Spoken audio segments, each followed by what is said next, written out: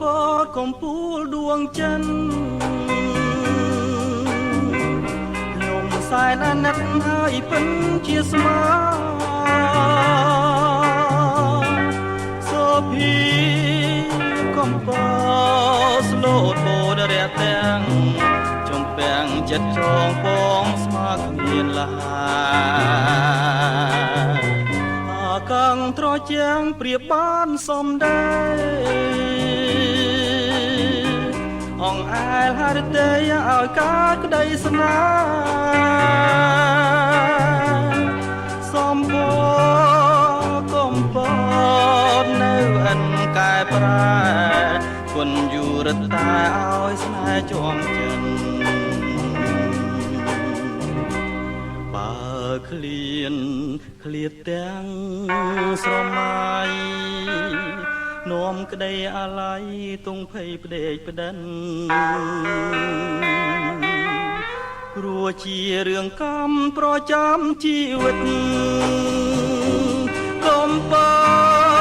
ដួងចិត្តអាណិតខ្ញុំផងកុំពតពងពេញលលេងឡើងថ្មីកែសលកខ្ចីគប់ចិនដាបងថ្ងៃណានឹងបានប្រានបីត្រកងកំពតរៀមផ្សងពងជានិរន្តរ៍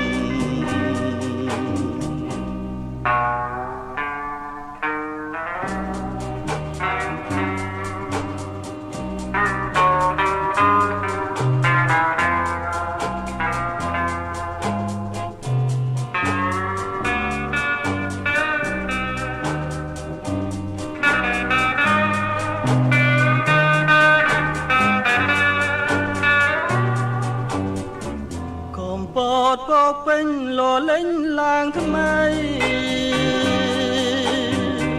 កែសលកខ្ចីគប់ចិនដាប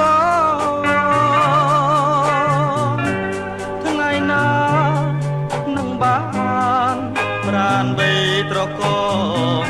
កំពតរៀមផ្សងពងជានិរន្តរ៍